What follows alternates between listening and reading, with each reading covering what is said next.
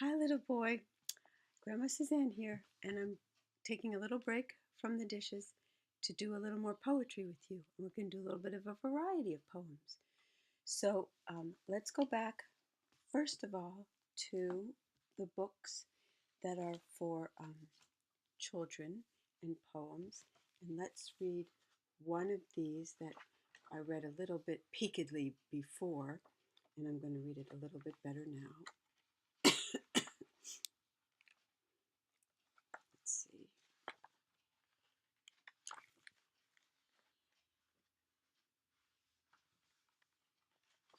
Okay. Jennifer's shoes. I was a little harsh on this the last time. Let me just show you the pictures before I start to read. I was a little critical of it, is what I mean to say. We are Jennifer's shoes. We came home in a box. Now we go walking when Jennifer walks. When Jennifer walks, we step out too. One of Jennifer's feet per shoe. I'm liking it. We are learning the ways of Jennifer's world, the way that Jennifer's toes are curled. The softness of carpet, the steepness of stair, the curve of the rung under Jennifer's chair, the hole in the heel of Jennifer's socks. We are Jennifer's shoes. We came home in a box. Now, this just goes to show you that the second reading can be a better one. You can like it more, see more in it, appreciate it more. You sort of, the first time you don't know what to expect and you're bringing your own sort of expectations, and the second time you maybe see it a little differently, or you may say, no, I even know more so why I don't think it was good. But this time it's the opposite. I kind of like this. I think that she's done well with this poem, because I think what poetry does is it distills experience into fewer words than prose does. It distills it, and that means it's choosing the best. It's like when you squeeze, um, when you take juice like apples, and then you squeeze it, the juice may run out, and what you're left with is the pulp, sort of the substance of it. Well, the juice is delicious too. So here I go with my digression from a digression from a digression. Before you know it, I'm going to give you a recipe for apple juice and apple butter. I'll refrain. But so what it does is you're distilling it, and you're choosing well to convey what you want. So let's see what she chose. First of all, the sound is fun. It's another thing you have to do with poetry is think about the sound of it, because you have limited space, limited words, limited syllables, and you often want a rhythm to your syllables. So you have to choose accordingly, and that's a bit more of a challenge. But you also want to select what's going to convey what you want. So let's see what she does in this part. We are learning the ways of Jennifer's world, the way that Jennifer's toes are curled, the softness of a carpet, the steepness of a stair, the curve of the rung under Jennifer's chair. That you have an image of a little girl with her feet on the rung of the chair. The hole in the heel of Jennifer's socks. We are Jennifer's shoes. We came home in a box. So the last time I was disappointed that it ended that way, but this time it didn't catch me unaware, because I think last time I wanted it to keep going. But this time there's a little bit of levity and a little bit of whimsy in just suddenly sort of ending with "We came home in a box." So I like this poem actually now, and I'm going to read it again. Jennifer's shoes. We are Jennifer's shoes. We came home in a box. Now we go walking when Jennifer walks. When Jennifer walks, we step out too. One of Jennifer's feet per shoe. Well done. Fun, but good. We are learning the ways of Jennifer's world, the way that Jennifer's toes are curled, the softness of carpet, the steepness of stair, the curve of the rung under Jennifer's chair, the hole in the heel of Jennifer's socks. We are Jennifer's shoes. We came home in a box. So I'm going to show you these drawings up close because they're kind of fun. The steepness of the stair, steepness of the stair, this little critter trying them on, looking at them in the mirrors that they have at shoe stores, and opening up the box. Nice one. Okay, now let's try one from another book. This one is called Squeeze. Poems from a Juicy Universe by Heidi Mordhorst, photographs by Jessie Torrey. So we're not going to have paintings or drawings. These are going to be photographs. Um,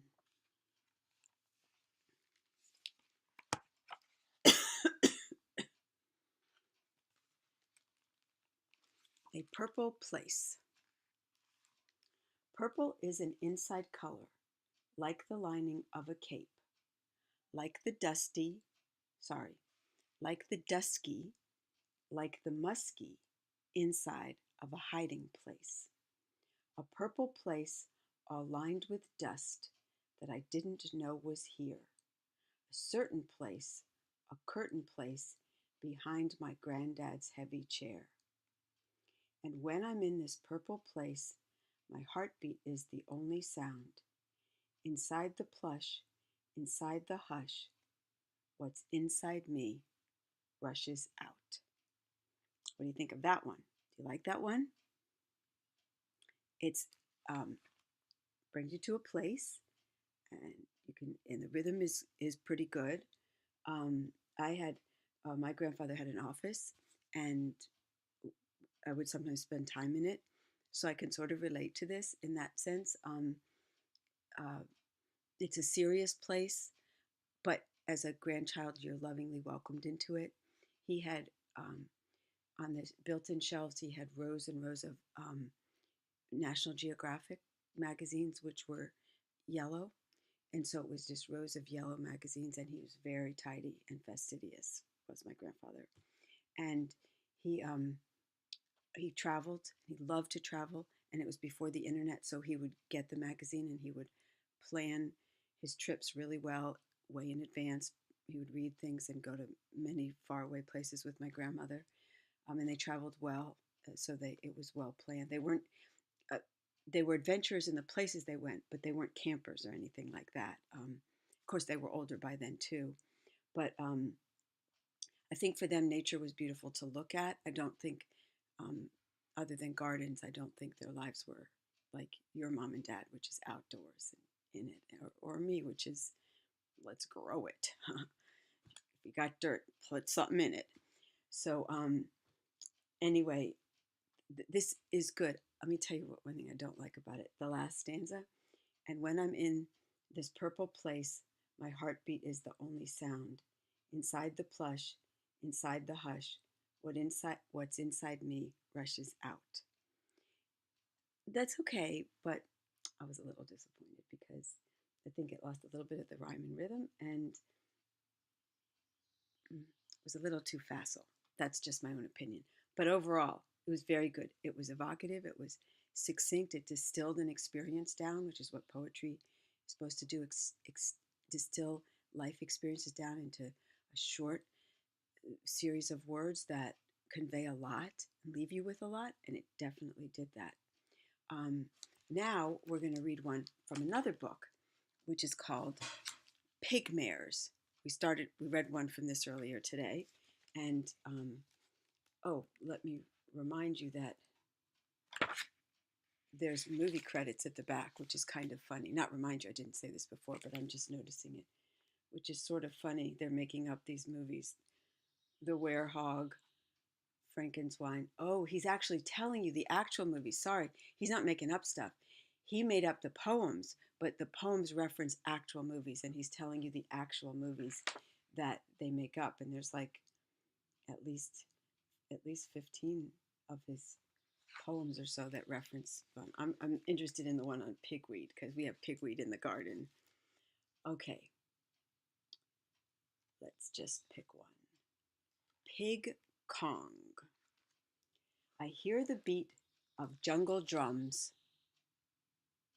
This is from a movie, and that was the font for King Kong. I hear the beat of jungle drums and a deep, sonorous gong. The festival begins again for me, the great Pig Kong. I protect them from all monsters, from beasts both large and strong, from snake to stegosaurus. They worship me, the great Pig Kong.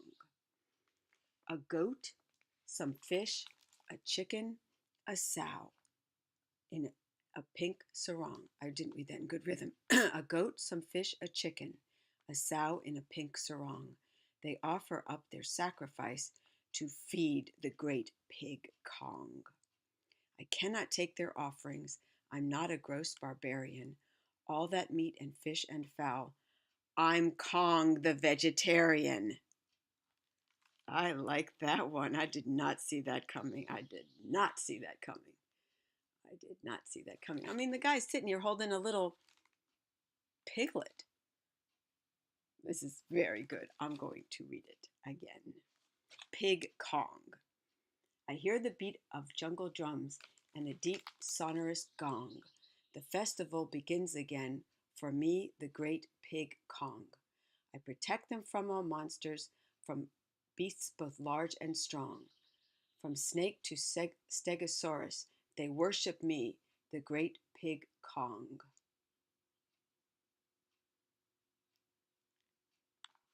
I see there's a clue there because he said something about I protect them from all monsters, and the picture led us a little bit astray. A goat, some fish, a chicken, a sow in a pink sarong. There's the sow in a pink sarong. They offer up their sacrifice to feed the great Pig Kong. I cannot take their offerings. I'm not a gross barbarian. All that meat and fish and fowl. I'm Kong, the vegetarian. Very nice. Now, this poem is a different kind of poem in that it certainly does distill experience, but what it's doing also is it tells a bit of a story as you go. It develops. That's how many poems are. The story is developing, and it's got a bit of a punch at the end that you didn't see coming. It's got levity. It's light. It's got really good rhyming and rhythm. Some are tighter, some have none, and some are loose. But this one was nice and crisp, and that's kind of satisfying to the ear and the mouth and the mind sometimes. So that was a different kind of poem and also really a good one. Now I'm going to read you another one. We have time. Flower in the crannied wall. Flower in the crannied wall. I pluck you out of the crannies. I hold you here, root and all, in my hand. Little flower.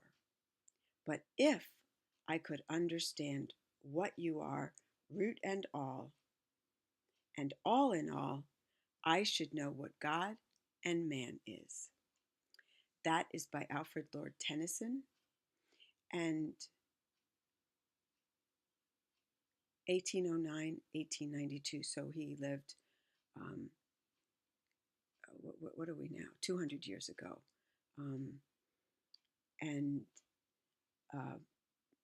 sorry, I'm distracted. So he lived about 200 years ago. This poem was written in 1869. So you see a different kind of style because people spoke differently. But it also does what poems do, distills an experience, thoughts, sometimes have provocative thoughts that lead you to think more deeply. Let's read one more. To see a world in a grain of sand. That's the title. To see a world in a grain of sand and a heaven in a wild flower.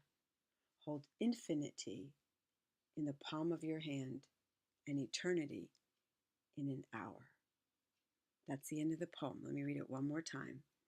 To see a world in a grain of sand and a heaven in a wild flower.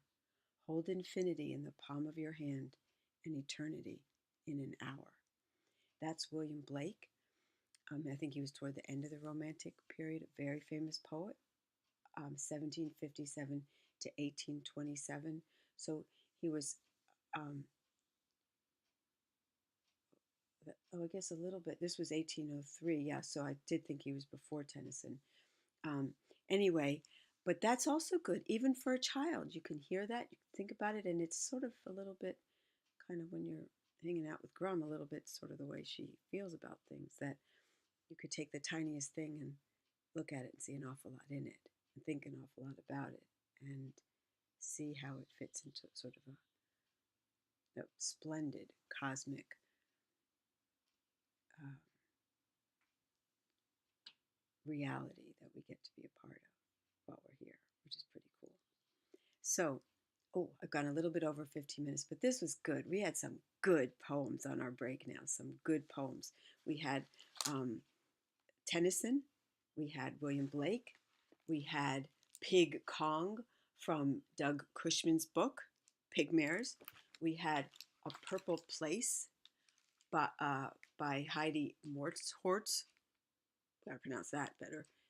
In her book Squeeze, Poems from a Juicy Universe. And we had a poem from Button Up that I had been a little critical of last time, but this time decided I liked it, and for what I think are good reasons, it's a good poem. So we had 6 good poems in this nice little interlude.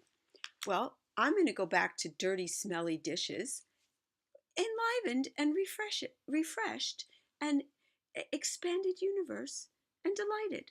So this was a nice little break, my little guy. I hope you're having a nice afternoon. I love you so much, and I'll see you soon. Bye-bye. Oh, Munchie's not here. Munchie must be outside.